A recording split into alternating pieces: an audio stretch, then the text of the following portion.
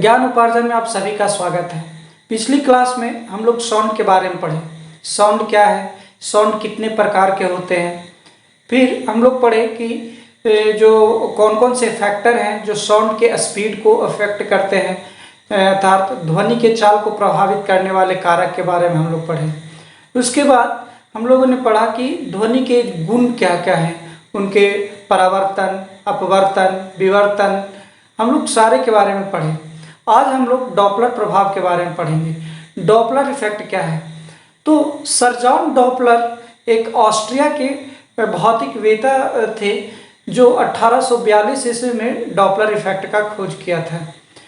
Doppler effect क्या है कि जब कोई ऑब्जर्वर और जो सोर्स है, ये दोनों के बीच में जब एक रिलेटिव मोशन होता है तो इसके फ्रीक्वेंसी में, जो साउंड के द्वारा जो फ्रीक्वेंसी उत्पन्न हो रही है, उस फ्रीक्वेंसी में एक बदलाव महसूस होती है। इसी को ही डॉपलर इफेक्ट कहा जाता है।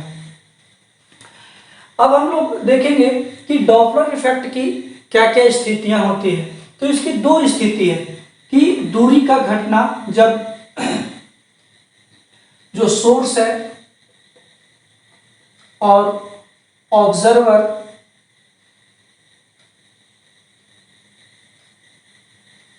अगर ये दोनों के बीच की दूरी कमते जाती है तो इस स्थिति में क्या होता है, तो जब दूरी घटेगी तो आवृत्ति बढ़ेगा।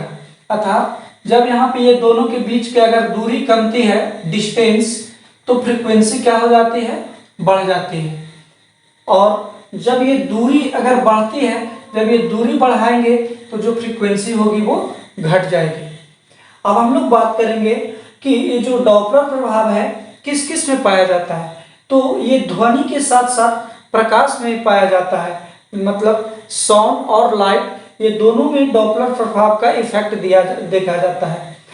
अब हम लोग बात करेंगे कि साउंड में डॉपलर प्रभाव क्या है। तो जब जो ऑब्जर्वर है और जो साउंड प्रोड्यूसिंग सोर्स है, अगर ये दोनों के बीच में रिलेटिव मोशन होता है, अर्थात जब सोर्स ऑब्जर्वर के पास जाएंगे या उससे दूर जाएंगे, या तो दोनों एक दूसरे की ओर जाएंगे, तो उनकी जो फ्रीक्वेंसी है उसमें एक बदलाव महसूस होती है। इसे ही डॉपलर प्रभाव कहा जाता है।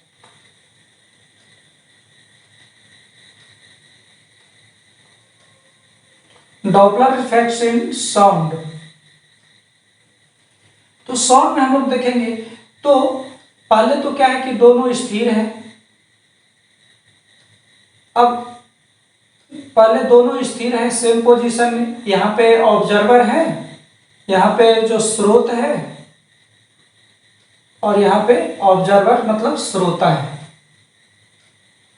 अब दूसरी स्थिति क्या होती है कि जब ये स्रोत जो है वो श्रोता की ओर जाने लगते हैं, तो क्या होता है, तो जब श्रोता की ओर जाने लगता है, मान लिया जाए जो इसकी जो ध्वनि का जो वेग होता है वो कंप्रेशन और रेयरफ्रैक्शन में चलती है।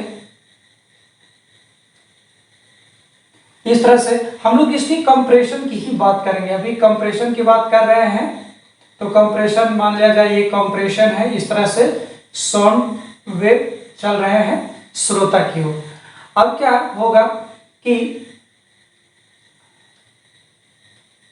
यहाँ पे ये साउंड प्रोड्यूसिंग था, यहाँ पे ऑब्जर्वर था, ऑब्जर्वर को ले लिए हैं साउंड।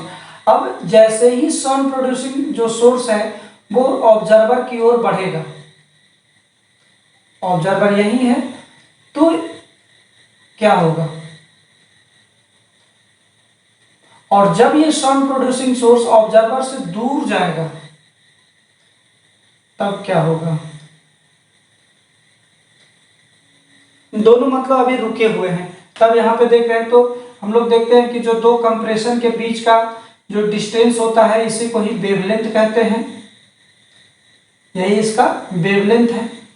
अब जैसे ही ये साउंड प्रोड्यूसिंग सोर्स जो स्रोत है वो श्रोता की ओर आने लगते हैं, तो ये जो वेवलेंथ है वो वेवलेंथ कम गए हैं। जो ये वेवलेंथ है वो क्या हो गए हैं, यहाँ पे कम जाते हैं वेवलेंथ। यहाँ पे जब आते हैं तो ये वेवलेंथ कम जाती है। और जैसे ही ये ऑब्जर्वर से दूर जाते हैं तो ये जो वेवलेंथ है और बढ़ जाती है, ये वेवलेंथ और ये क्या हो जाती है, बढ़ जाती है। अर्थात यहाँ पे हम लोग देखते हैं कि जब जो स्रोता है स्रोत के नजदीक आने लगता है तो उसकी वेवलेंथ और कम हो जाती है और वो पास पास में आ जाते हैं। और जब साउंड प्रोड्यूसिंग सोर्स जो श्रोता है स्रोत है, श्रोता से अगर दूर जाते हैं तो उनकी जो उनकी वेवलेंथ है वो बढ़ जाते हैं। और तो अब हम लोग देखेंगे कि वेवलेंथ मतलब तरंगदैर्घ्य और आवृत्ति में क्या रिलेशन है। तो ये दोनों एक दूसरे के इनवर्सली प्रोपोर्शनल होते हैं, मतलब कि जो तरंगदैर्घ्य है वो फ्रीक्वेंसी के इनवर्सली प्रोपोर्शनल। अर्थात जब ये तरंगदैर्घ्य घटेगा तो फ्रीक्वेंसी क्या हो जाएगा, यहाँ पे बढ़ी हुई प्रतीत होगी। अर्थात जब यहाँ पे या वेवलेंथ जो है वो बढ़ जा रहा तो वेवलेंथ यहाँ पे कम जा रहा था तो फ्रीक्वेंसी यहाँ पे बढ़ी हुई प्रतीत होगी, अर्थात उसे अधिक सुनाई देगा। यही कारण है कि जब श्रोता के करीब आते हैं तो उन्हें फ्रीक्वेंसी बढ़ी हुई महसूस होती है और वो तेज आवाज महसूस करते हैं। और जैसे जैसे ये दूर जा रहे हैं तो इनकी जो वेवलेंथ है तरंगदैर्घ्य वो बढ़ रही है, अर्थात जो उनकी आवृत्ति है वो कम हो जाएगी और उन्हें धीमा सुनाई देने लगेगा। तो ये इसी को ही जो ध्वनि का डॉपलर इफेक्ट कहा जाता है।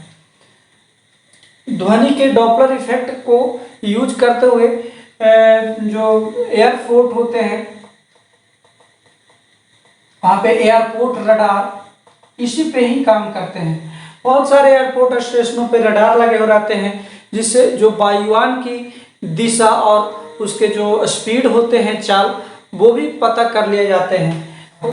तो होता क्या है कि जब यहाँ रडार से एक फ्रीक्वेंसी छोड़ी जाती है तो ये एरोप्लेन से टकराती है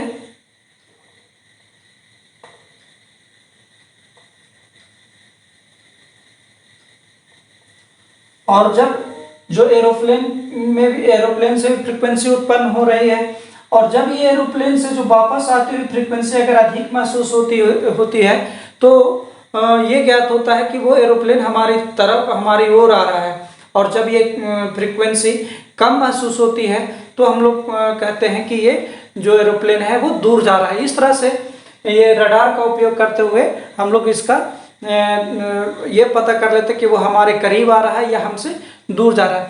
इसे जो मौसम विज्ञान में भी इसका यूज किया जाता है कि जो तेज आंधी तूफान जो आते हैं इसका भी पता कर लिया जाता है। सपोज दैट यहाँ पे जो तूफान उठ रहा है तो इससे इसका फ्रीक्वेंसी को पता किया जाता है कि इसकी फ्रीक्वेंसी कितना आ रही है। अगर ये फ्रीक्वेंसी ज़्यादा प्रतीत होती है तो मान लिया ये 2-3 जगहों पे स्टेशनों पे ये लगा हुआ है तो ये सभी जगह ये फ्रीक्वेंसी से देखा जाता है, सारे स्टेशनों से यहाँ पे फ्रीक्वेंसी छोड़ा जाता है और ये देखा जाता है कि कौन से स्टेशन पे इसकी फ्रीक्वेंसी अधिक आ रही है। और जहाँ पे इसकी फ्रीक्वेंसी अधिक होगी तो ऐसा अनुमान लगाया जाता है कि ये तूफान उसी की ओर बढ़ रहे हैं। अब हम लोग देखते हैं कि ध्वनि की तरह प्रकाश में भी डॉपलर इफेक्ट होते हैं, लेकिन जो प्रकाश में जो डॉपलर इफेक्ट होते हैं वो ध्वनि से कुछ अलग होते हैं। ध्वनि में ये देखा जाता है कि कोई भी जो सोर्स है वो उसकी ओर आ रहा है या उससे दूर जा रहा है, लेकिन प्रकाश में जो कोई भी गैलेक्सी है या तारा है उसके और अर्थ के रिलेटिव मोशन पे देखा जाता है। रिलेटिव मोशन को चेक किया जाता है कि क्या वो उनसे करीब आ रहे हैं या उनके दूर जा रहे हैं, जिससे ये पता करते हैं कि कोई भी तारा का पृथ्वी की ओर आना या उनसे दूर जाना। एडविन हबल ने ये बताया था कि हमारे ब्रह्मांड का विस्तार हो रहा है, तो वो डॉपलर इफेक्ट से ही पता चलता है कि उनका विस्तार हो रहा है। अब हम लोग देखेंगे कि कैसे डॉपलर इफेक्ट इन लाइट। मान लिया जाए यहाँ कोई स्टार है और यहाँ कोई ऑब्जर्वर है। तो जब स्टार ऑब्जर्वर की ओर आता है तो उनकी जो फ्रीक्वेंसी है वो बढ़ी हुई प्रतीत होती है, आवृत्ति बढ़ी हुई प्रतीत होती है। यहाँ हम लोग देखे भी थे कि जब दूरी घटता है तो आवृत्ति बढ़ी हुई प्रतीत होती है, और यहाँ दूरी भी कर देते हैं। जब ये दूरी घट रही है तो आवृत्ति बढ़ी हुई प्रतीत हुई, और जब ये दूरी बढ़ती है तो आवृत्ति क्या हो जाती है, कमी हुई प्रतीत होती है। हम लोग यहाँ से ये भी रिलेशन देखे थे आवृत्ति और तरंगदैर्घ्य में रिलेशन, कि आवृत्ति तरंगदैर्घ्य का इन्वर्सली प्रोपोर्शनल होता है। तो जैसे जैसे आवृत्ति बढ़ रही है तो तरंगदैर्घ्य क्या हो रहा है, कम हो रहा है। तो दूरी जब घटी, मतलब कि जब स्टार हमारे पास आ रहे थे तो उनकी आवृत्ति बढ़ गई थी, तो तरंगदैर्घ्य क्या हो जाएगा, आवृत्ति बढ़ गई तो तरंगदैर्घ्य कम हो जाएगा। यहाँ देख रहे हैं ये दोनों में रिलेशन, आवृत्ति बढ़ेगी तो तरंगदैर्घ्य कम हो जाएगा, दोनों इन्वर्सली प्रोपोर्शनल है। और जब दूरी एक दोनों में बढ़ गया था, जो स्टार है या गैलेक्सी है वो हमसे अगर दूर जा रहे हैं तो उनका आवृत्ति घट गई। अब जब आवृत्ति घट जाएगा तो उसके तरंगदैर्घ्य बढ़ जाएंगे।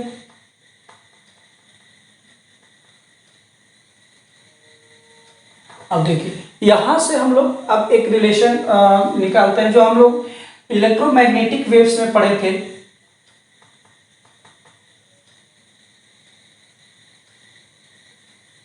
क्या पढ़े थे, तो ये जो सभी था फ्रीक्वेंसी के अनुसार सजा हुआ था। यहाँ पे फ्रीक्वेंसी सबसे ज्यादा था, जो आवृत्ति थी जो सबसे ज्यादा थे, इसके सबसे ज्यादा आवृत्ति और इसके सबसे कम, और यहाँ पे जो तरंगदैर्घ्य थे उसके अपोजिट, मतलब यहाँ तरंगदैर्घ्य अगर ये आवृत्ति सबसे ज्यादा है तो तरंगदैर्घ्य सबसे कम। तो अब यहाँ विजुअल रे का स्पेक्ट्रम की बात करेंगे, तो ये क्या होता है,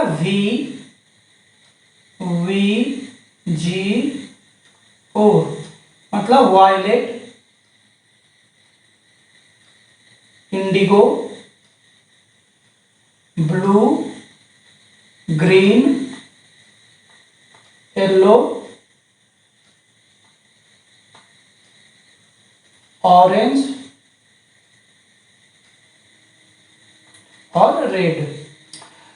अर्थात ये जैसे जैसे हम लोग ऊपर की ओर जा रहे हैं तो आवृत्ति बढ़ रही है, अर्थात गामा किरणों की फ्रीक्वेंसी सबसे ज्यादा है। तो अब इसमें देखेंगे तो फ्रीक्वेंसी किसकी ज्यादा है, वायलेट रे की, अर्थात बैंगनी किरणों की, उसके बाद Indigo, blue, green, yellow, orange और रेड, अर्थात रेड की क्या हो जाएगी, फ्रीक्वेंसी सबसे कम।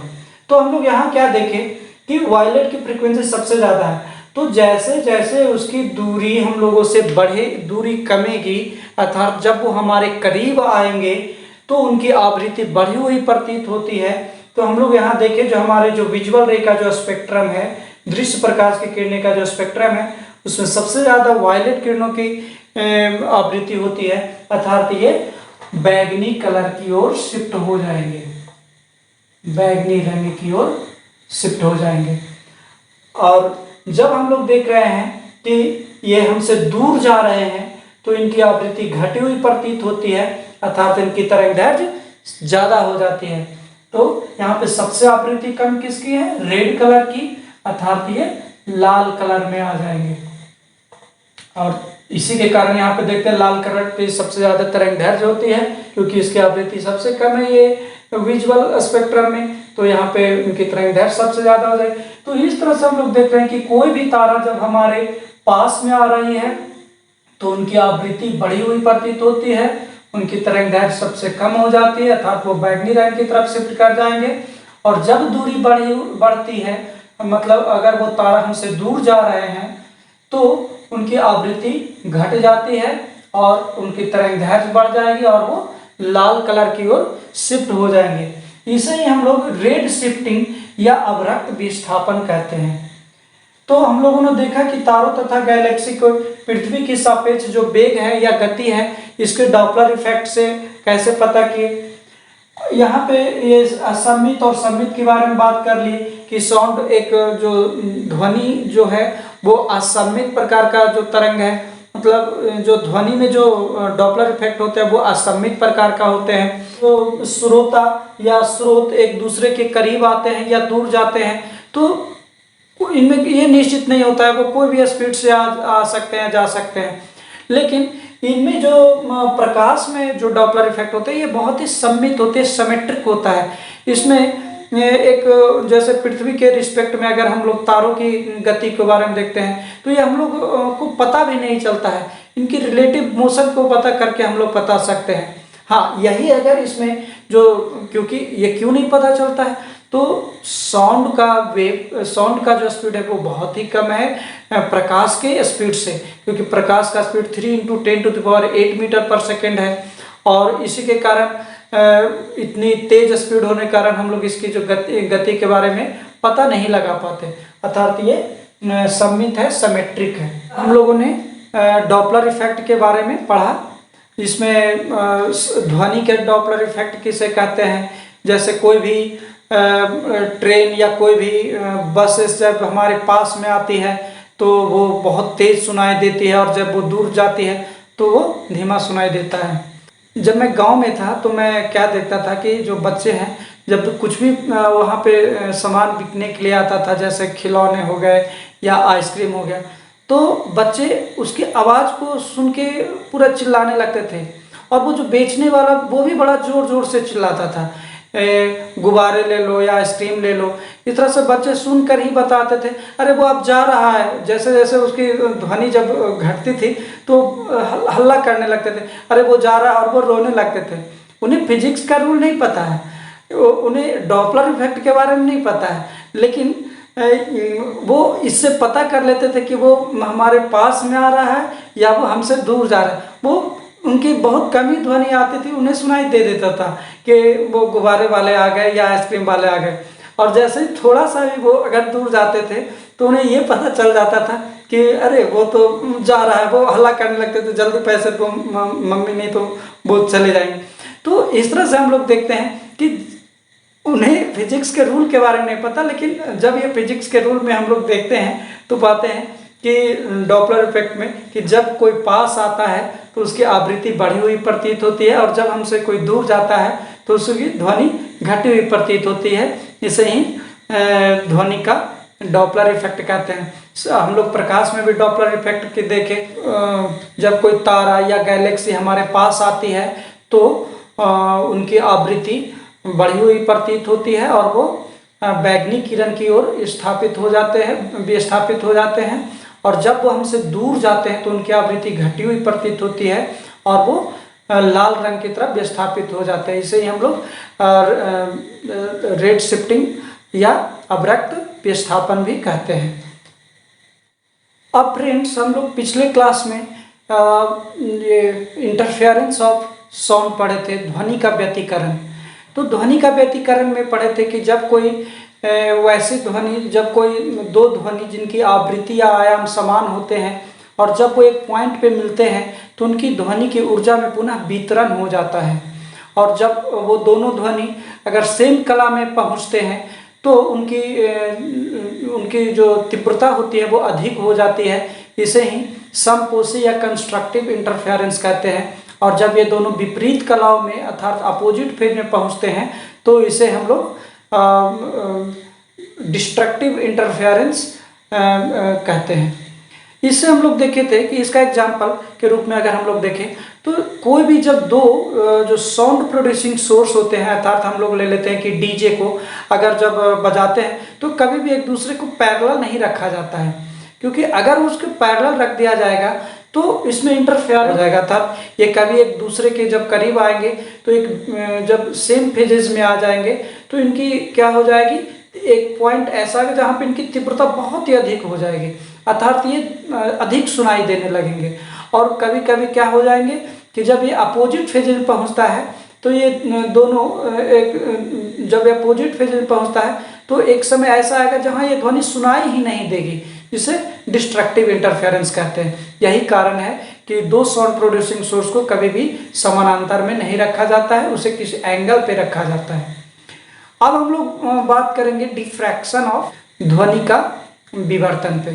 तो ध्वनि का अपने पथ से विचलित होना, अपने पथ से मुड़ने की ही क्रिया को क्या कहते हैं, ध्वनि का विवर्तन कहते हैं।